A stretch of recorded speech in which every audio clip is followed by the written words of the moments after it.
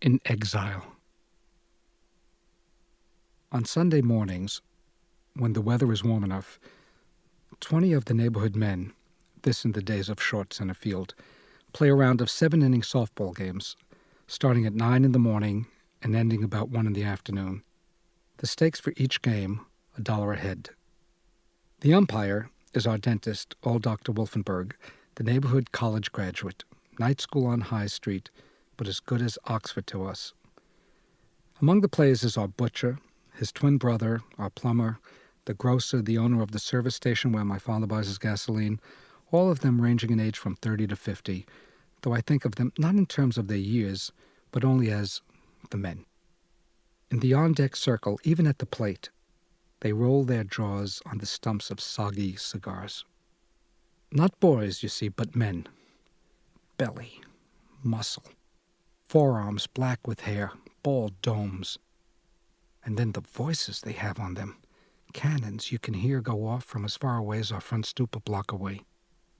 I imagine vocal cords inside them thick as clotheslines, lungs the size of zeppelins. Nobody has to tell them to stop mumbling and speak up, never. And the outrageous things they say. The chatter in the infield isn't chatter, it's kibitzing. And to this small boy just beginning to learn the art of ridicule, hilarious. Particularly the insults that emanate from the man my father's labeled the Mad Russian, Biederman, owner of the corner candy store and bookie joint, who has a hesitation sidearm delivery. Not only very funny, but very effective. Abracadabra, he says, and pitches his back-breaking drop. And he's always giving it to Dr. Wolfenberg.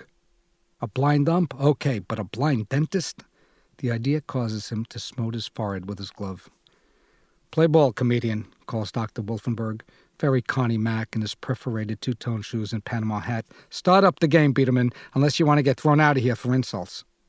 But how do they teach you in that dental school, Doc? By Braille?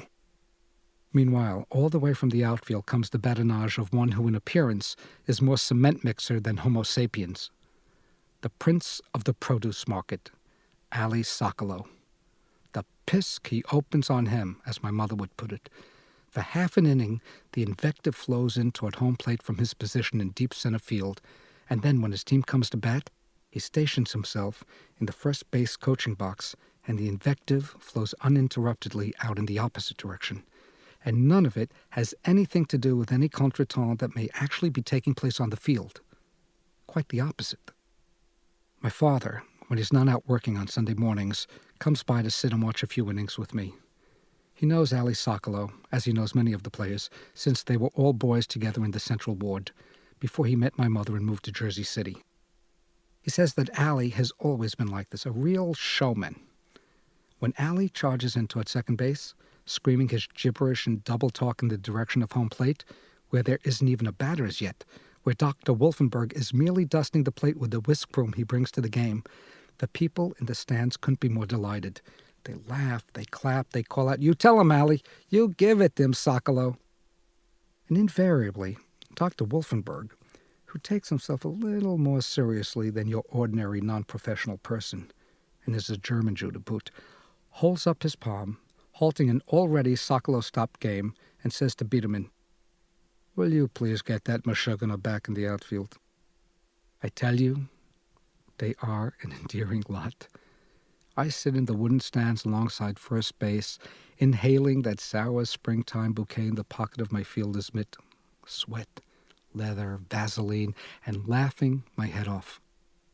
I cannot imagine myself living out my life any other place but here. Why leave? Why go when there's everything here that I'll ever want? The ridiculing, the joking, the acting up, the pretending, anything for a laugh. I love it. And yet underneath it all, they mean it. They are in dead earnest. You should see them at the end of the 7 innings when that dollar has to change hands. Don't tell me they don't mean it. Losing and winning is not a joke. And yet, it is. And that's what charms me most of all. Fierce as the competition is, they cannot resist clowning and kibitzing around, putting on a show. How I am going to love growing up to be a Jewish man. living forever in the week-wake section and playing softball on Chancellor Avenue from 9 to 1 on Sundays. A perfect joining of clown and competitor, kibitzing wise guy and dangerous long ball hitter. I remember all this where? When? While Captain Meyerson is making his last slow turn over the Tel Aviv airport. My face is against the window. Yes, I could disappear, I think, change my name and never be heard from again. Then Meyerson banks the wing on my side, and I look down for the first time upon the continent of Asia. I look down from 2,000 feet in the air upon the land of Israel, where the Jewish people first came into being, and am impaled upon a memory of Sunday morning softball games in Newark. The elderly couple seated beside me, the Solomons, Edna and Felix, who have told me in an hour's flight time all about their children and grandchildren in Cincinnati, with, of course, a wallet full of visual aids, now nudge each other and nod together in silent satisfaction. They even poke some friends across the aisle, a couple from Mount Vernon they've just met, the Pearls, Sylvia and Bernie, and these two kvel also, to see a tall, good-looking young Jewish lawyer, and single, a match for somebody's daughter, suddenly begin to weep upon making contact with the Jewish airstrip. However, what has produced these tears is not, as the Solomons and Pearls would have it, a first glimpse of the national homeland, the ingathering of an exile, but the sound in my ear of my own 9-year-old little boy's voice, my voice, I mean at 9, 9-year-old me. Sure, a sourpuss, a face-maker, a little back-talker and kvetch. Sure, my piping is never without its nice, infuriating, whiny edge of permanent disgruntlement and grievance, as though, my mother says, the world owes him a living, at 9 years old. But a laugher and kidder, too. Don't forget that. An enthusiast, a romantic, a mimic, a 9-year-old lover of life, fiery with such simple neighborhoody dreams. I'm going up the field, I call into the kitchen. Fibers of pink locks lodge like sour dental floss in the gaps between my teeth. I'm going up the field, Ma, pounding my mitt with my carpy-smelling little fist. I'll be back around 1. Wait a minute. What time? Where? Up the field, I holler. I'm very high on hollering to be heard. It's like being angry, except without the consequences. To watch the men. And that's the phrase that does me in as we touch down upon Eretz Israel. To watch the men. Because I love those men. I want to grow up to be one of those men. To be going home to Sunday dinner at 1 o'clock, sweat socks pungent from 21 innings of softball, underwear athletically gamey, and in the muscle of my throwing arm, a faint throbbing from the low and beautiful pegs I've been unleashing all morning long to hold down the opposition on the base paths. Yes, hair disheveled, teeth gritty, feet beat, and kishkas sore from laughing. In other words, feeling great. A robust Jewish man now gloriously pooped. Yes, home I head for resuscitation. And to whom? To my wife and my children, to a family of my own, and right there in the week-wake section. I shave and shower, rivulets of water stream off my scalp a filthy brown. Oh, it's good. Oh, yes, it's a regular pleasure standing there, nearly scalding myself to death with hot water. It strikes me as so manly, converting pain to pleasure. Then into a pair of snappy slacks and a freshly dry-cleaned gaucho shirt. Perfecto. I whistle a popular song. I admire my biceps. I shoot a rag across my shoes, making it pop. And meanwhile, my kids are riffling through the Sunday papers, reading with eyes the exact color of my own, giggling away on the living room rug, and my wife, Mrs. Alexander Portnoy, is setting the table in the dining room. We will be having my mother and father as guests. They'll be walking over any minute, as they do every Sunday. A future, see? A simple and satisfying future. Exhausting, exhilarating softball in which to spend my body's force. That for the morning. Then in the afternoon, the brimming, hearty stew of family life. And at night, 3 solid hours of the best lineup of radio entertainment in the world.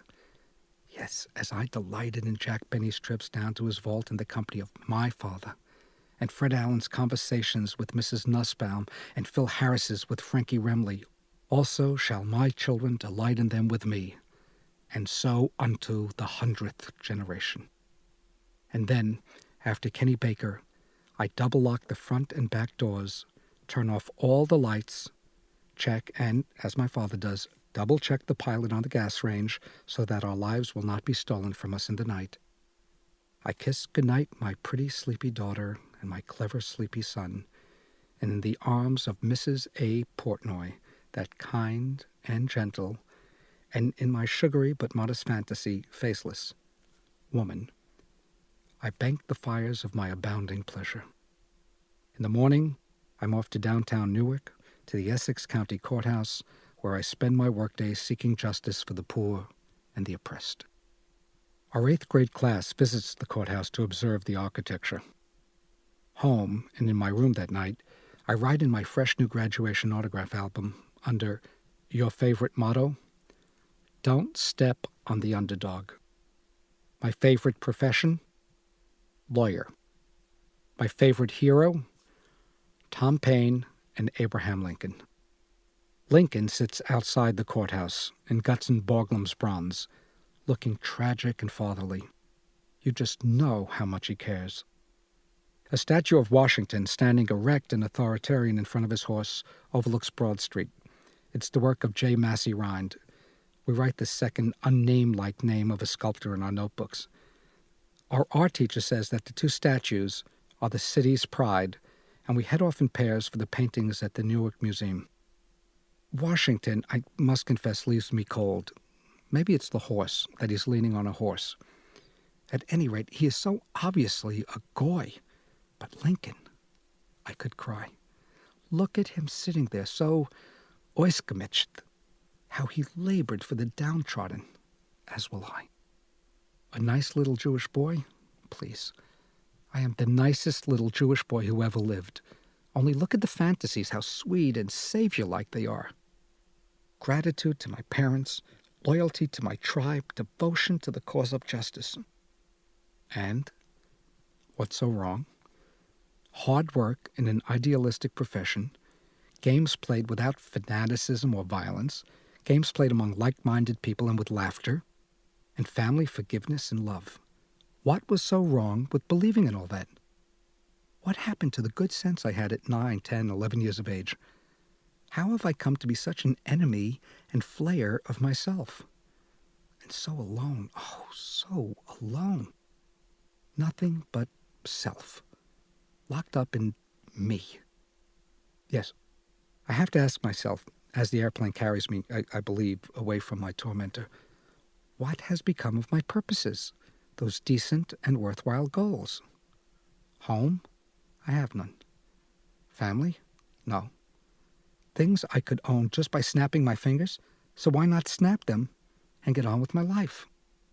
No, instead of tucking in my children and lying down beside a loyal wife, to whom I am loyal to, I have on 2 different evenings taken to bed with me, co-instantaneously, as they say in the whorehouses, a fat little Italian whore and an illiterate, unbalanced American mannequin.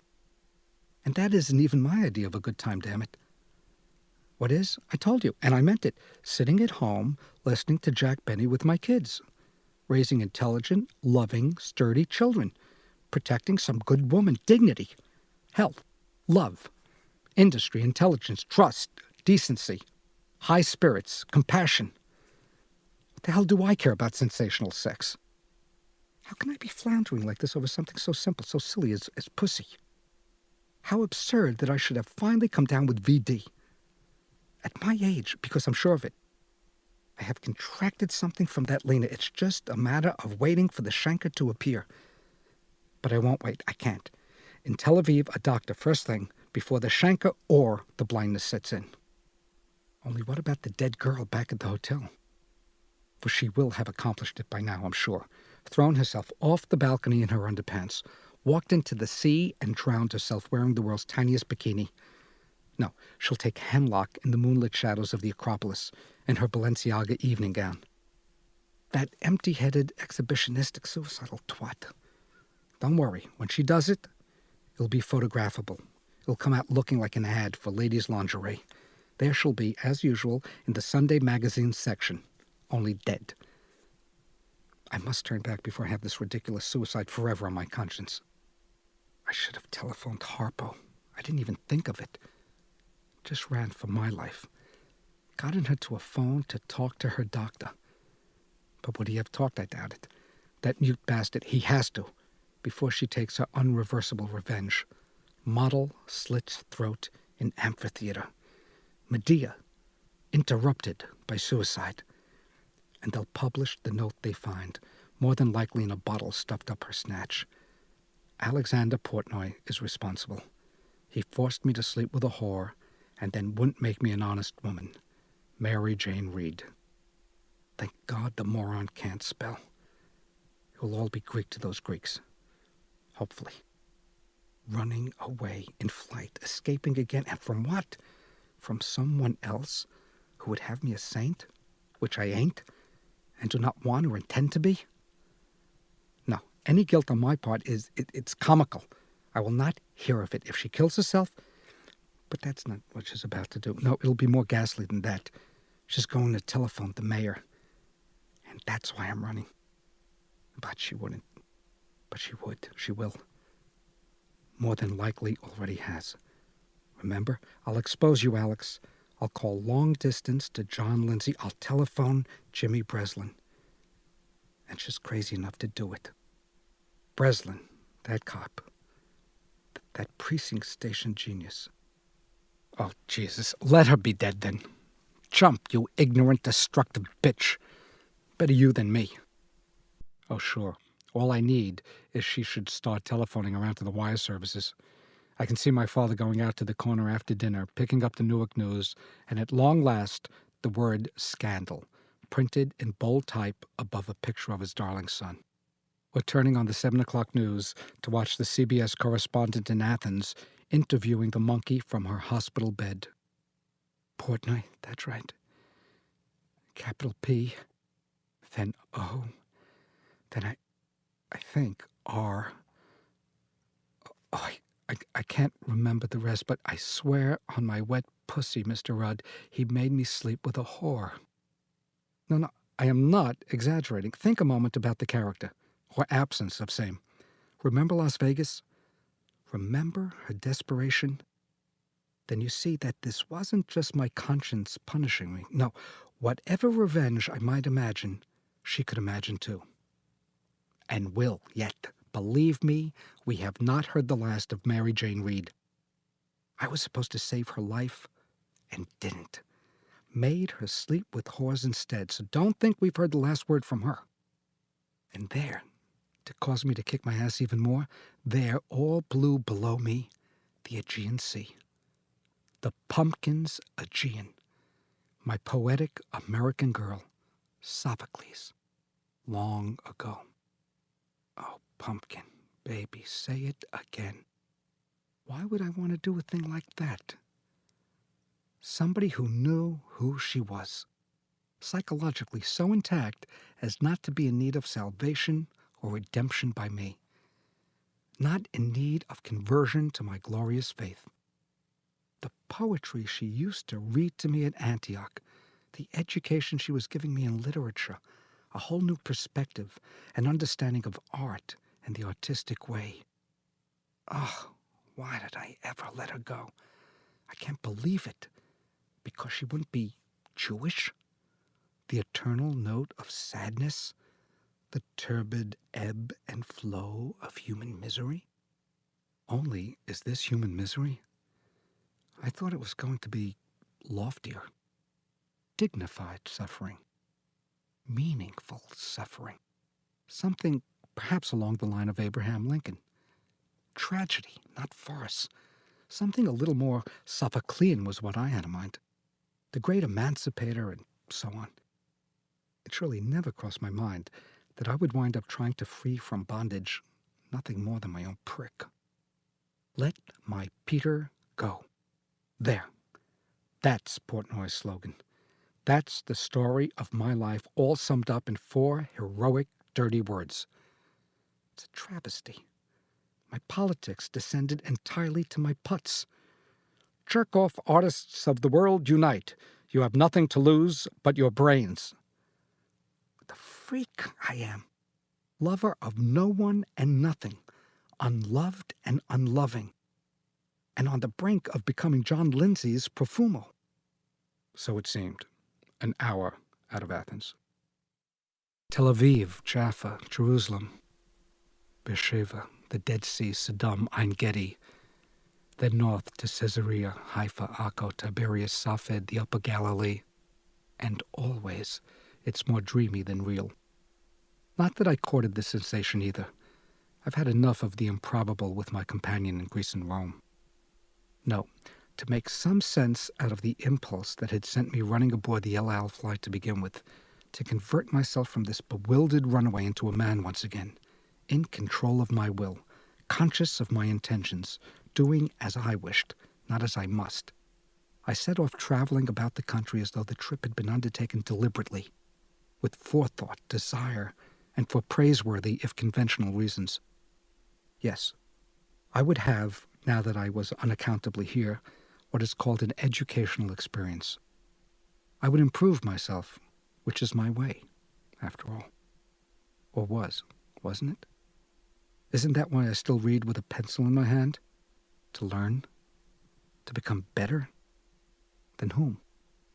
So I studied maps in my bed, bought historical and archaeological texts and read them with my meals, hired guides, rented cars. Doggedly in that sweltering heat, I searched out and saw everything I could. Tombs, synagogues, fortresses, mosques, shrines, harbors, ruins, the new ones, the old. I visited the Carmel Caves, the Chagall windows, me and 100 ladies from the Detroit Hadassah, the Hebrew University, the Bet Shean excavations, toured the green kibbutzim, the baked wastelands, the rugged border outposts in the mountains.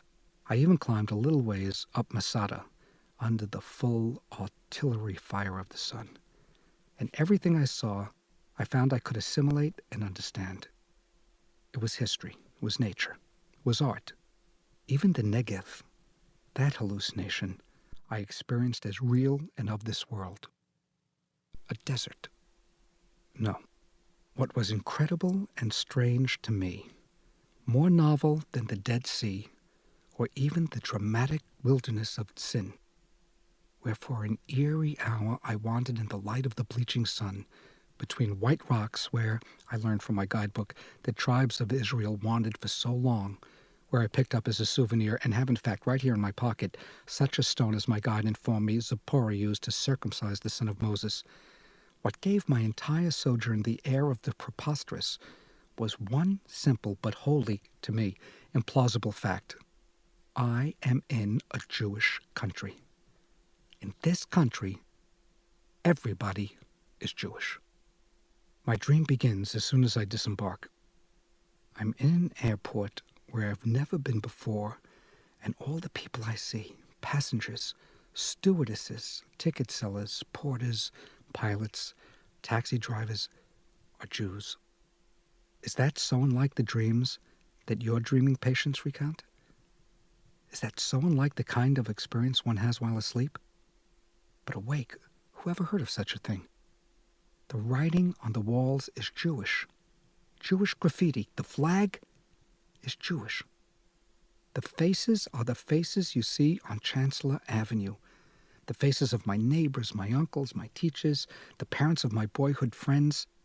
Faces like my own face, only moving before a backdrop of white wall and blazing sun and spiky tropical foliage.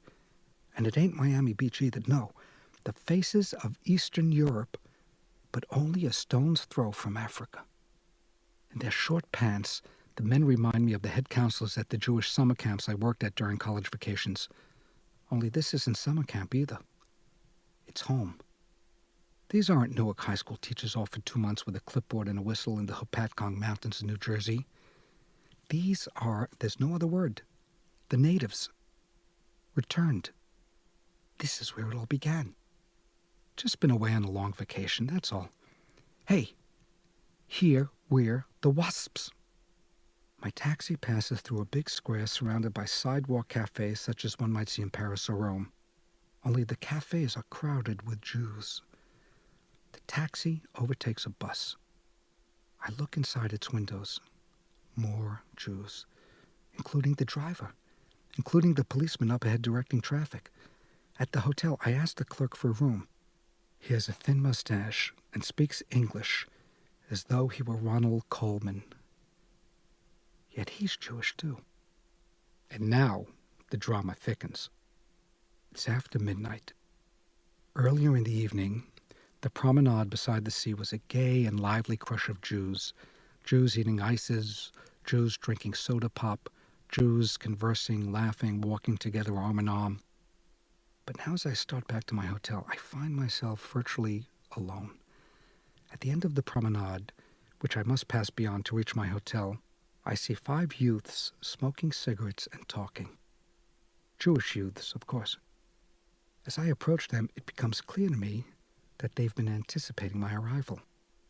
One of them steps forward and addresses me in English. What time is it? I look at my watch and realize that they're not going to permit me to pass. They are going to assault me. But how can that be? If they are Jewish and I am Jewish, what motive can there be for them to do me any harm? I must tell them that they're making a mistake. Surely they do not really want to treat me as a gang of anti-Semites would. Pardon me, I say, and edge my body between them, wearing a stern expression on my pale face. One of them calls, "Mister, what time?" Whereupon I quicken my pace and continue rapidly to the hotel, unable to understand why they should have wished to frighten me so when we're all Jews. Hardly defies interpretation, would you say? In my room, I quickly remove my trousers and shorts and under a reading lamp examine my penis. I find the organ to be unblemished and without any apparent signs of disease, and yet I'm not relieved. It may be that in certain cases, perhaps those that are actually most severe, there's never any outward manifestation of infection. Rather, the debilitating effects take place within the body, unseen and unchecked, until at last the progress of the disorder is irreversible and the patient is doomed. In the morning, I'm awakened by the noise from beyond my window. It's just 7 o'clock, yet when I look outside, I see the beach already swarming with people. It's a startling sight at such an early hour, particularly as the day is Saturday and I was anticipating a Sabbath mood of piety and solemnity to pervade the city. But the crowd of Jews, yet again, is gay. I examine my member in the strong morning light and am, yet again, overcome with apprehension to discover that it appears to be in a perfectly healthy condition. I leave my room to go and splash in the sea with the happy Jews. I bathe where the crowd is most dense. I'm playing in a sea full of Jews, frolicking, gambling Jews. Look at their Jewish limbs moving through the Jewish water. Look at the Jewish children laughing, acting as if they own the place, which they do. And the lifeguard, yet another Jew. Up and down the beach, so far as I can see, Jews, and more pouring in throughout the beautiful morning, as from a cornucopia. I stretch out on the beach. I close my eyes. Overhead, I hear an engine. No fear, a Jewish plane. Under me, the sand is warm, Jewish sand. I buy a Jewish ice cream from a Jewish vendor. Isn't this something, I say to myself, a Jewish country? But the idea is more easily expressed than understood. I cannot really grasp hold of it. Alex in Wonderland. In the afternoon, I befriend a young woman with green eyes and tawny skin who is a lieutenant in the Jewish army. The lieutenant takes me at night to a bar in the harbor area. The customers, she says, are mostly longshoremen. Jewish longshoremen? Yes. I laugh, and she asks me what's so funny. I'm excited by her small, voluptuous figure, nipped at the middle by the wide webbing of her khaki belt. But what a determined, humorless, self-possessed little thing. I don't know if she would allow me to order for her even if I spoke the language. Which do you like better, she asked me, after each of us has downed a bottle of Jewish beer? Tractors or bulldozers or tanks? I laugh again. I ask her back to my hotel. In the room, we struggle, we kiss, we begin to undress, and promptly I lose my erection. See, says the lieutenant, as though confirmed now in her suspicion. You don't like me. Not at all. Yes, oh yes, I answer. Since I saw you in the sea, I do. You are sleek as a little seal. But then in my shame, baffled and undone by my detumescence, I burst out, but I may have a disease, you see. It wouldn't be fair. Do you think that's funny, too? She hisses, and angrily puts her uniform back on and leaves. Dreams? If only they had been. But I don't need dreams, Doctor. That's why I hardly have them. Because I have this life instead. With me, it all happens in broad daylight. The disproportionate and the melodramatic. This is my daily bread. The coincidences of dreams, the symbols, the terrifyingly laughable situations, the oddly ominous banalities, the accidents and humiliations, the bizarrely appropriate strokes of luck or misfortune that other people experience with their eyes shut, I get with mine open. Who else do you know whose mother actually threatened him with the dreaded knife? Who else was so lucky as to have the threat of castration so straightforwardly put by his mama? Who else, on top of this mother, had a testicle that wouldn't descend, a nut that had to be coaxed and coddled, persuaded, drugged, to get it to come down and live in the scrotum like a man? Who else do you know broke a leg chasing shikses, or came in his eye first time out, or found a real live monkey right in the streets of New York, a girl with a passion for the banana? Doctor, maybe other patients dream. With me, everything happens. I have a life without latent content. The dream thing happens. Doctor, I couldn't get it up in the state of Israel. How's that for symbolism, Bubby? Let's see somebody beat that for acting out. Could not maintain an erection in the promised land. At least not when I needed it, not when I wanted it, not when there was something more desirable than my own hand to stick it into. But, as it turns out, you cannot stick tapioca pudding into anything. Tapioca pudding I'm offering this girl, wet sponge cake, a thimbleful of something melted, and all the while that self-assured little lieutenant, so proudly flying those Israeli tits, prepared to be mounted by some tank commander. And then again, only worse. My final downfall and humiliation. Naomi, the Jewish pumpkin, the heroine, that hardy, red-headed, freckled, ideological hunk of a girl. I picked her up hitchhiking down to Haifa from a kibbutz near the Lebanese border, where she had been visiting her parents. She was 21 years old, nearly 6 feet tall, and gave the impression that she was still growing. Her parents were Zionists from Philadelphia who had come to Palestine just before the outbreak of World War II. After completing her army service, Naomi had decided not to return to the kibbutz where she had been born and raised, but instead to join a commune of young, native-born Israelis, clearing boulders of black volcanic rock from a barren settlement in the mountains overlooking the boundary with Syria. The work was rugged, the living conditions were primitive, and there was always the danger of Syrian infiltrators slipping into the encampment at night with hand grenades and landmines. And she loved it. An admirable and brave girl. Yes, a Jewish pumpkin. I am being given a second chance. Interesting. I associate her instantly with my lost pumpkin, when in physical type she is, of course, my mother. Coloring, size, even temperament, it turned out. A real fault finder, a professional critic of me. Must have perfection in her men. But all this I'm blind to. The resemblance between this girl and the picture of my mother in her high school yearbook is something I don't even see. Here's how unhinged and hysterical I was in Israel. Within minutes of picking her up on the road, I was seriously asking myself, why don't I marry her and stay?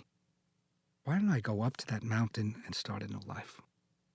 Right off, we began making serious talk about mankind. Her conversation was replete with passionate slogans not unlike those of my adolescence. A just society, the common struggle, individual freedom, a socially productive life. But how naturally she wore her idealism, I thought. Yeah, this was my kind of girl, all right. Innocent, good-hearted, softic, unsophisticated, and unfucked up.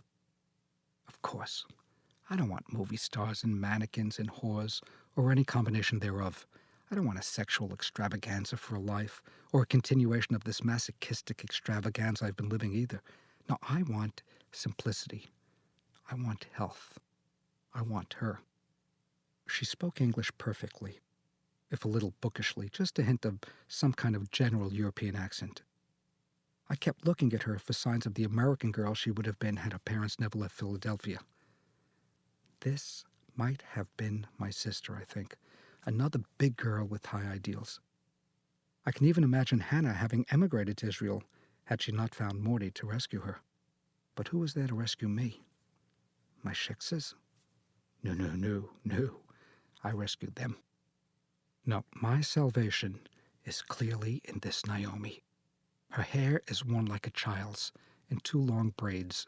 A ploy, of course, a dream technique if ever there was one, designed to keep me from remembering outright that high school picture of Sophie Ginsky, who the boys called Red, who would go so far with her big brown eyes and her clever head. In the evening, after spending the day, at my request, showing me around the ancient Arab city of Akko, Naomi pinned her braids up in a double coil around her head, like a grandmother, I remember thinking. How unlike my model friend, I think, with the wigs and the hair pieces and the hours spent at Kenneth's. How my life would change. A new man with this woman. Her plan for herself was to camp out at night in a sleeping bag. She was on her week's vacation away from the settlement, traveling on the few pounds that her family had been able to give her for a birthday present. The more fanatical of her fellows, she told me, would never have accepted such a gift and would probably disapprove of her for failing to do so. She recreated for me a discussion that had raged in her parents' kibbutz when she was still a little girl over the fact that some people owned watches and others didn't. It was settled, after several impassioned meetings of the kibbutz membership, by deciding to rotate the watches every 3 months. During the day, at dinner, then as we walked along the romantic harbor wall at Akko that night, I told her about my life. I asked if she would come back with me and have a drink at my hotel in Haifa. She said she would. She had much to say about my story. I wanted to kiss her then, but thought, what if I do have some kind of venereal infection? I still hadn't been to see a doctor, partly because of a reluctance to tell some stranger that I had had contact with a whore, but largely because I had no symptoms of any kind. Clearly, nothing was wrong with me, and I didn't need a doctor. Nevertheless, when I turned to ask her back to the hotel, I resisted an impulse to press my lips against her pure, socialistical mouth. American society, she said, dropping her knapsack and bedroll on the floor, and continuing the lecture she had begun as we drove around the Beta Haifa, not only sanctions gross and unfair relations among men, but it encourages them. Now, can that be denied? No. Rivalry, competition, envy, jealousy, all that is malignant in human character is nourished by the system. Possessions, money, property, on such corrupt standards as these do you people measure happiness and success. Meanwhile, she said, perching herself cross-legged upon the bed, great segments of your population are deprived of the minimal prerequisites for a decent life. Is that not true too? Because your system is basically exploitive, inherently debasing and unjust. Consequently, Alex, she used my name as a stern teacher would. There was the thrust of admonition in it. There can never be anything resembling genuine equality in such an environment, and that is indisputable. You cannot help but agree if you are at all honest. For instance, what did you accomplish with your quiz scandal hearings? Anything? Nothing, if I may say so. You exposed the corruption of certain weak individuals. But as for the system that trained them in corruption, on that you had not the slightest effect. The system was unshaken. The system was untouched. And why? Because, Alex, here it comes. You are yourself as corrupted by the system as Mr. Charles Van Horn. By gum, still imperfect. Dang. You are not the enemy of the system. You are not even a challenge to the system as you seem to think. You're only one of its policemen, a paid employee, an accomplice. Pardon me, but I must speak the truth. You think you serve justice, but you are only a lackey of the bourgeoisie. You have a system inherently exploitive and unjust, inherently cruel and inhumane, heedless of human values, and your job is to make such a system appear legitimate and moral by acting as though justice, as though human rights and human dignity could actually exist in that society, when obviously no such thing is possible. You know, Alex, what now? You know why I don't worry about who wears a watch? Or about accepting £5 as a gift from my prosperous parents? You know why such arguments are silly and I have no patience with them? Because I know that inherently, do you understand? Inherently? Yes, I understand. English happens, oddly enough, to be my mother tongue. Inherently, the system in which I participate, and voluntarily, that is crucial too, voluntarily, that system is humane and just. As long as the community owns the means of production, as long as all needs are provided by the community, as long as no man has the opportunity to accumulate wealth or to live off the surplus value of another man's labor, then the essential character of the kibbutz is being maintained. No man is without dignity. In the broadest sense, there is equality, and that is what matters most. Naomi, I love you. She narrowed those wide, idealistic brown eyes. How can you love me? What are you saying? I want to marry you. Boom. She jumped to her feet. Pity the Syrian terrorist who tried to take her by surprise. What's the matter with you? Is this supposed to be humorous? Be my wife. Mother my children. Every stunk with a picture window has children. Why not me? I carry the family name. You drank too much beer at dinner. Yes, I think I should go. Don't. And again told this girl I hardly knew and didn't even like how deeply in love with her I was. Love. Ooh, it makes me shudder. Love. As though I could summon forth the feeling with the word. And when she tried to leave, I blocked the door. I pleaded with her not to go out and lie down on a clammy beach somewhere when there was this big, comfortable Hilton bed for the two of us to share. I'm not trying to turn you into a bourgeois, Naomi. If the bed is too luxurious, we can do it on the floor. Sexual intercourse, she replied. With you?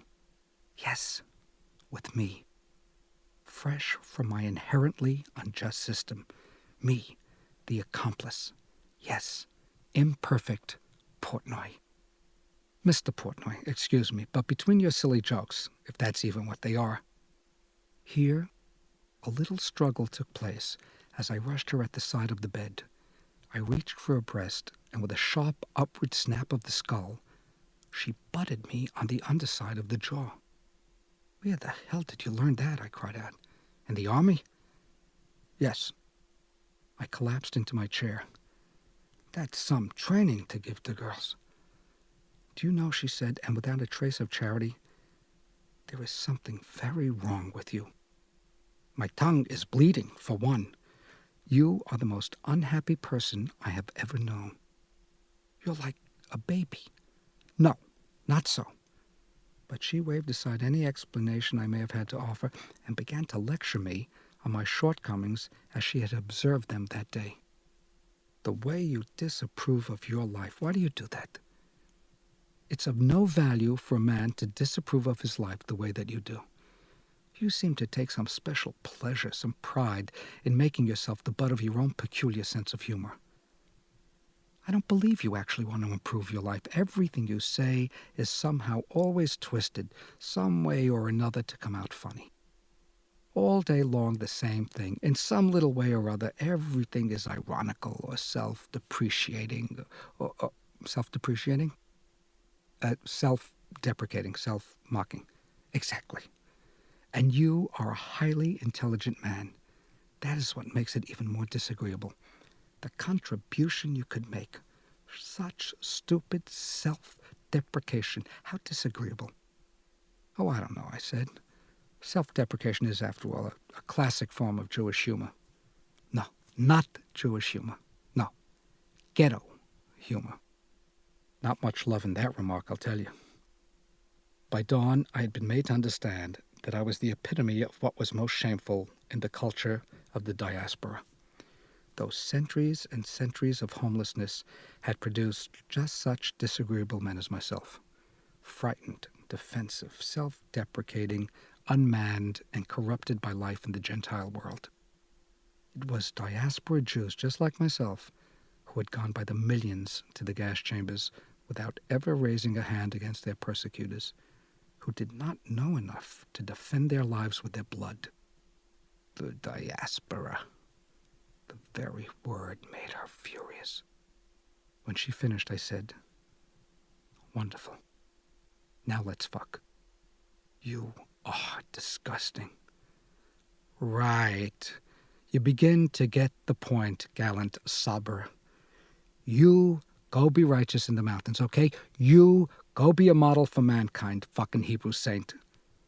"Mr. Portnoy," she said, raising her knapsack from the floor, "you are nothing but a self-hating Jew." "Ah, but Naomi." "Maybe that's the best kind." "Coward, tomboy, schlemiel," and made for the door. Only I leaped from behind and with a flying tackle brought this big red-headed didactic dish down with me onto the floor. I'll show her who's a schlemiel. And baby. And if I have VT, fine, terrific, all the better. Let her carry it secretly back in her bloodstream to the mountains. Let it spread forth from her unto all those brave and virtuous Jewish boys and girls. A dose of clat will do them all good. This is what it's like in the diaspora, you saintly kiddies. This is what it's like to live in the exile. Temptation and disgrace, corruption and self-mockery, self-deprecation and self-defecation too. Whining, hysteria, compromise, confusion, disease. Yes, Naomi, I am soiled. Oh, I am impure and also pretty fucking tired, my dear, of never being quite good enough for the chosen people. But what a battle she gave me, this big farm cunt, this ex-GI, this mother substitute. Look, can that be so? Oh, please, it can't be as simplistic as that. Not me. Or with a case like mine, is it actually that you can't be simplistic enough? Because she wore red hair and freckles, this makes her, according to my unconscious one-track mind, my mother? Just because she and a lady of my past are offspring of the same pale Polish strain of Jews? This, then, is the culmination of the Oedipal drama, Doctor? More farce, my friend. Too much to swallow, I'm afraid. Oedipus Rex is a famous tragedy, schmuck, not another joke. You're a sadist. You're a quack and a lousy comedian. I mean, this is maybe going too far for a laugh, Dr. Spielvogel, Dr. Freud, Dr. Cronkite. How about a little homage, you bastards, to the dignity of man? Oedipus Rex is the most horrendous and serious play in the history of literature. It is not a gag. Thank God, at any rate, for Heshy's weights. They became mine after he died. I would carry them into the backyard, and out in the sunshine I would lift and lift and lift, back when I was 14, 15 years old. "You're going to give yourself a tsura yet with those things," my mother would warn me from her bedroom window. "You're going to get a cold out there in that bathing suit." I sent away for booklets from Charles Atlas and Joe Bonomo. I lived for the sight of my torso swelling up in my bedroom mirror. I flexed under my clothes in school. I examined my forearms on the street corner for bulge. I admired my veins on the bus. Somebody, someday, would take a swing at me and my deltoids, and they would live to regret it. But nobody swung. Thank God. Till Naomi. For her, then, I had done all that puffing and quivering under the disapproving gaze of my mother.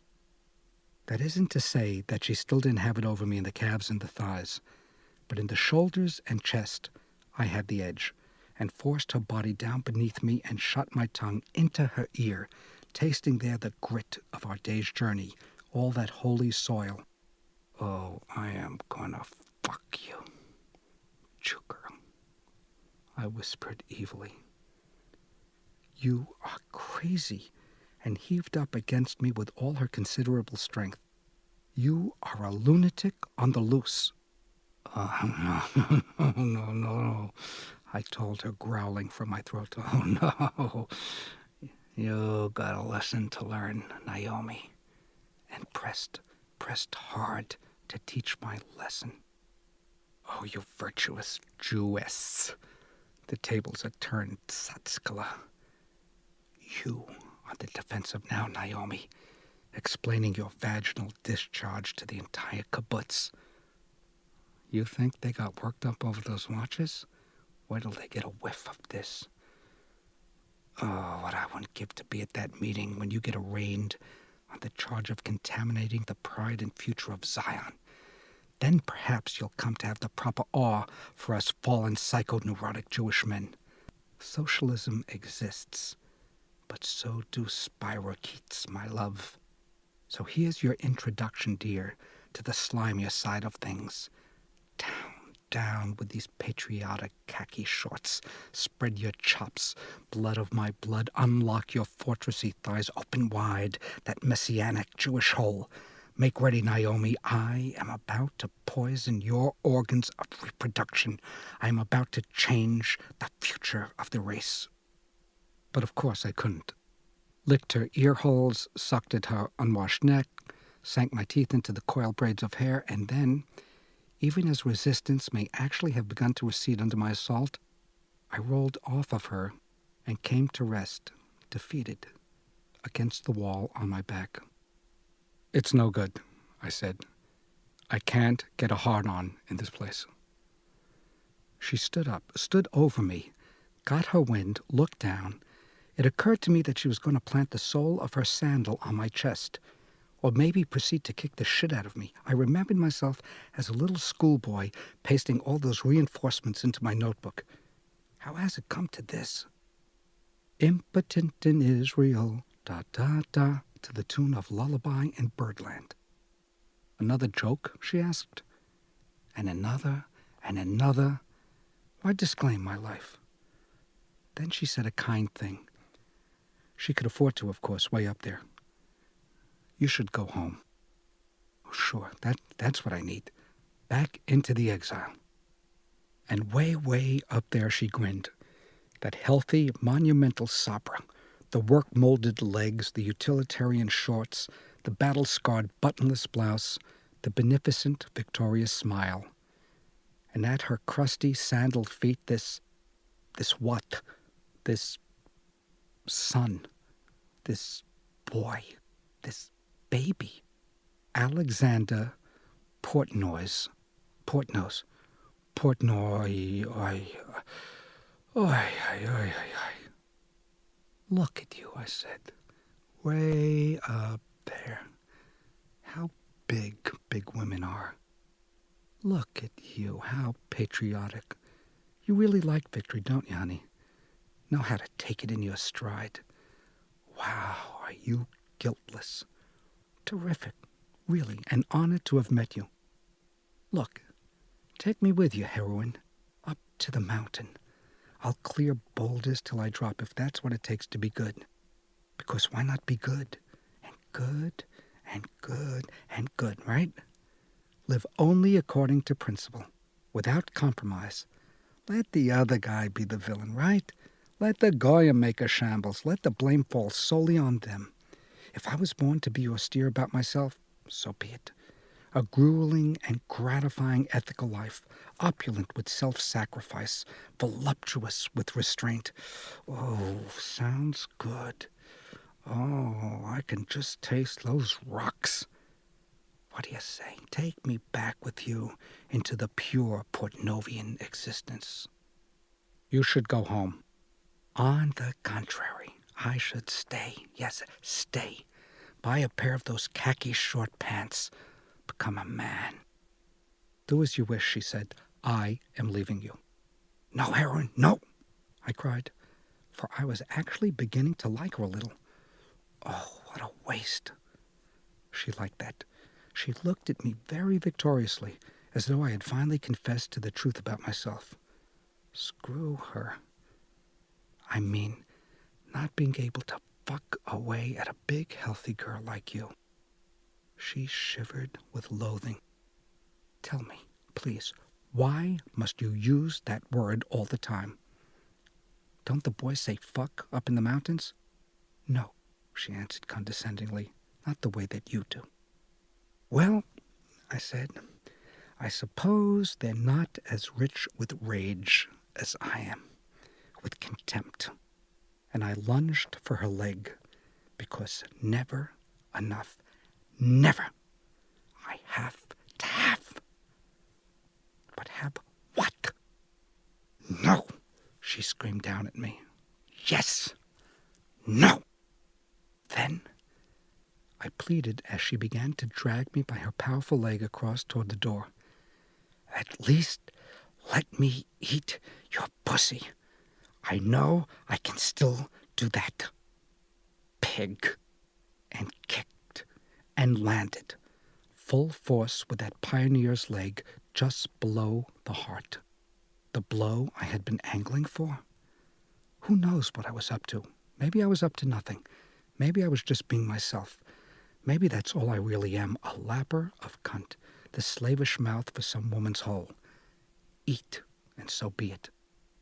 Maybe the wisest solution for me is to live on all fours, crawl through life feasting on pussy, and leave the righting of wrongs and the fathering of families to the upright creatures. Who needs monuments erected in his name when there's this banquet walking the streets? Crawl through life, then, if I have a life left. My head went spinning. The vilest juices rose in my throat. Oh, my heart. And in Israel, where other Jews find refuge, sanctuary, and peace, Portnoy now perishes. Where other Jews flourish, I now expire. And all I wanted was to give a little pleasure and make a little for myself. Why?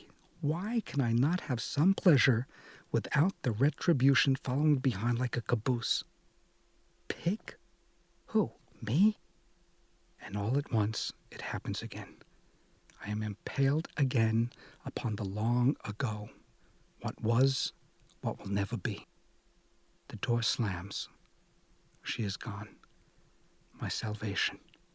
My kin.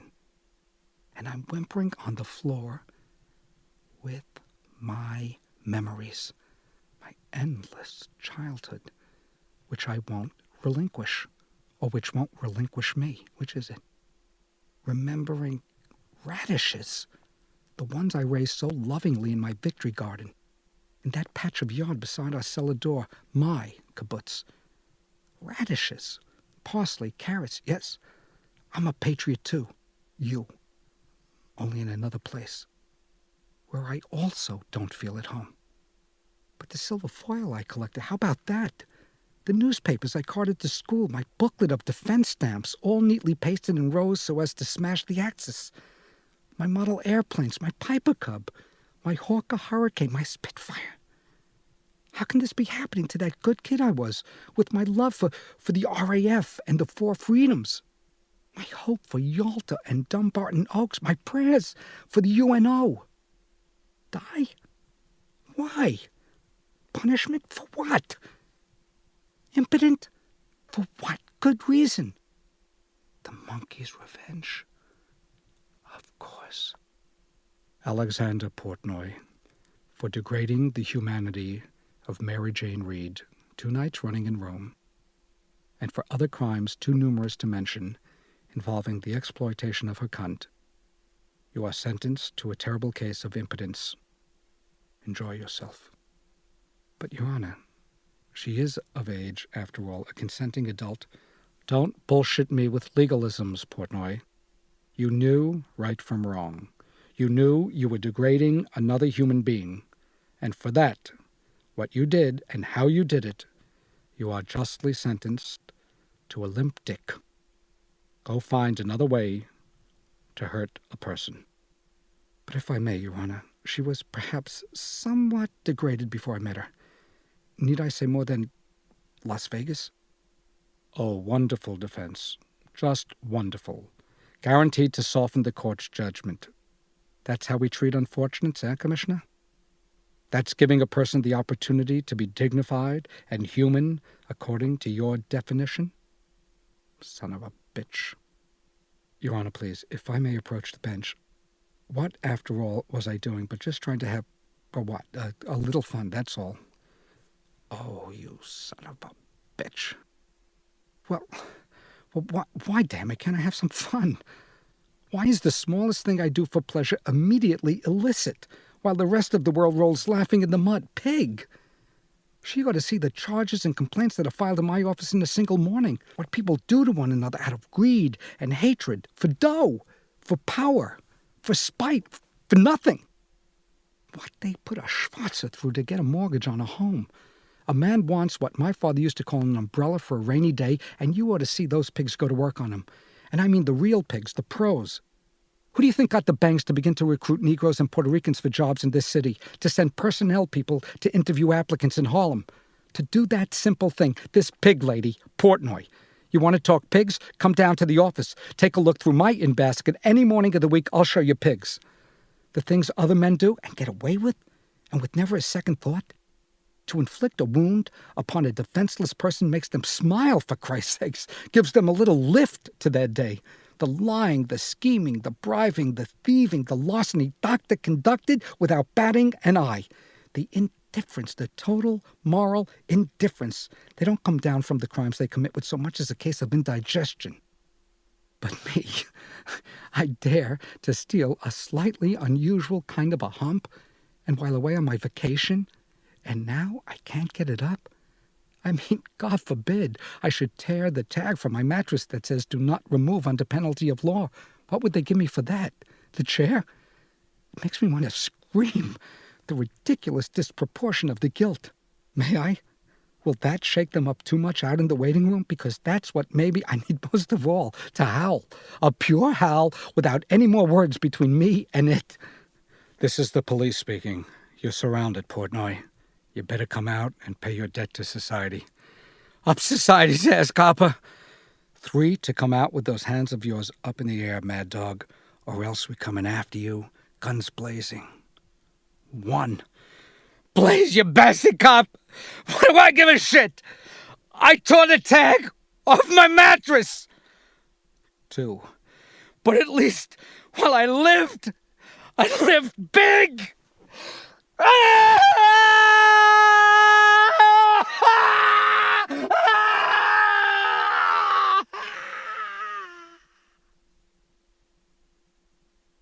Punchline. So, said the doctor. Now we may perhaps to begin. Yes?